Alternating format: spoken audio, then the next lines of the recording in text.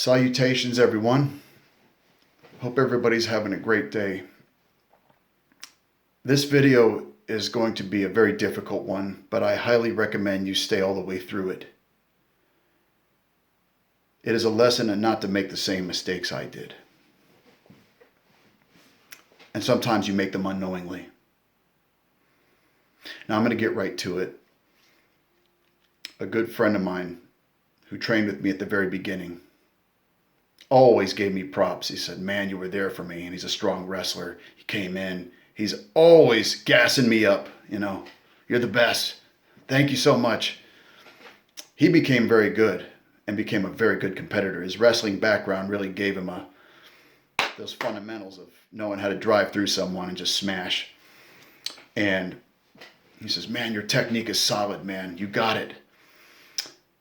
Always revered me. And it felt good. It's always nice when somebody tells you you're useful. It's always a great feeling, man. You're on top of the world. Don't let it get to your head, right? That's hard. When you're a leader, a leadership position is challenging, not hard. I don't like using hard or difficult. It's challenging. Okay.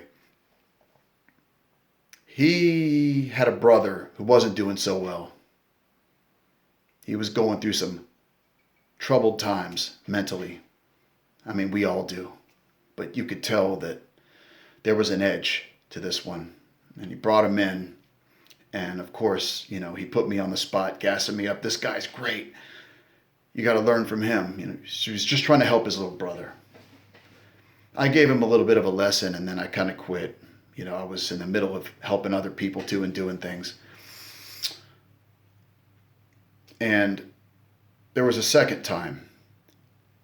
And you could just see the trouble in that kid's eyes, man. He wasn't really a kid. He was 23. But to me, he's a kid.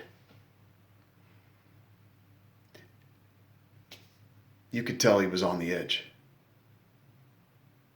Something arose, and I had to blow it off. And I did.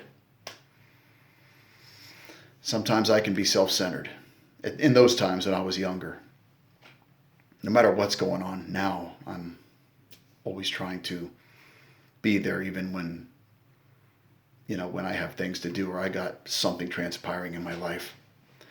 As a leader, you have to step to the plate. Or just don't be a leader. No matter what you're going through, you have to step to the plate. Now,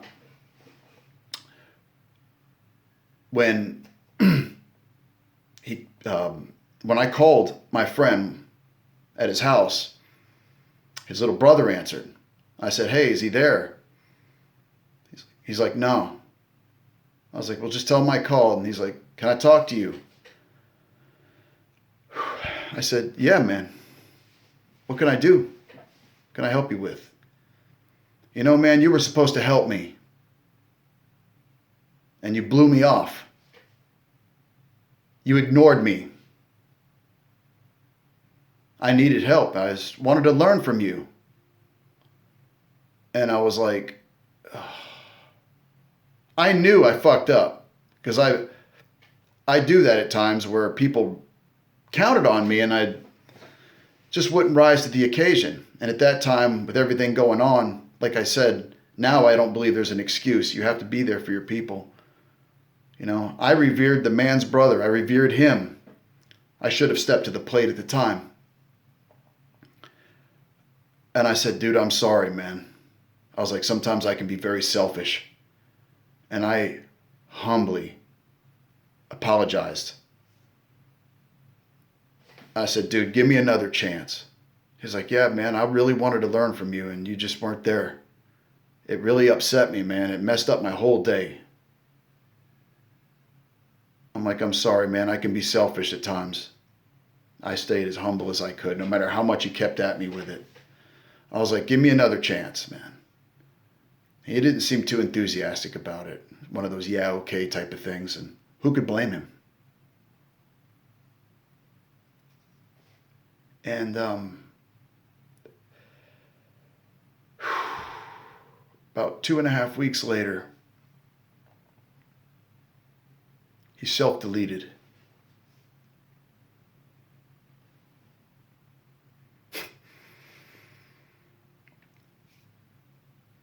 Two and a half or 3 weeks prior to that, I could have changed the trajectory of his life.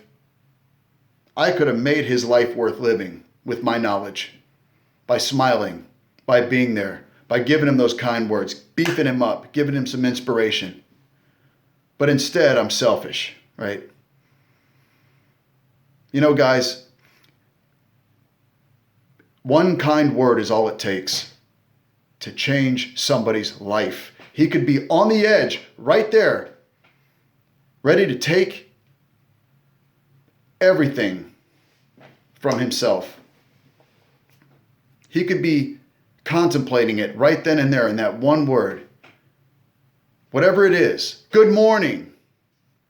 How are you, man? Could change it. He would be like, there is humanity. There's humanity. It exists. And then they change their mind. You can make that difference. And as a leader, you have to step to the plate to make that difference in people's lives. You want them to win. You want them to be the best. But instead, I was selfish. I was selfish with the wrong person. I hold that burden all the time for the last 18 years.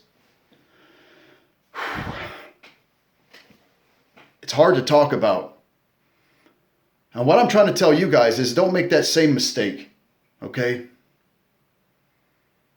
I've made enough to where I can get in front of a fucking camera and tell a bunch of people I don't know, or maybe some that I do, that all it takes is one word. And the place that I live at right now is the most apathetic place I've ever lived in my life. Right now. It's not in the U.S. It's no wonder people do this all the time. And as a man, you want to be useful. You want to feel like you're useful. You want to feel like your life means something. You want to do something heroic. Or maybe there's that one guy, that one role model, whoever he is, that says, hey man, you're the man. There's something about you.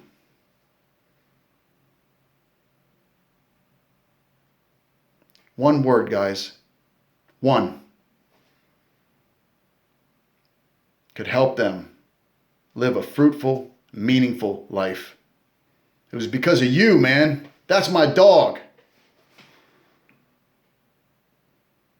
And instead, I have to walk around with that irreconcilable situation. Probably still trying to find redemption to this day and still trying to forgive myself. And I know there's a time where you have to. And my redemption is never to make that mistake again. And anybody that fucking needs me, I'm going to be there to the best of my abilities. Now, I don't need music to talk about something profound. All I wanted you guys to do was just watch this. And you can live with a lifetime of regret. Okay? That's all I got today.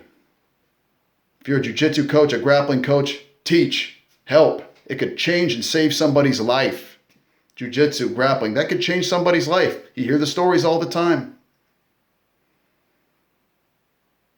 Thank you for listening and sitting all the way through.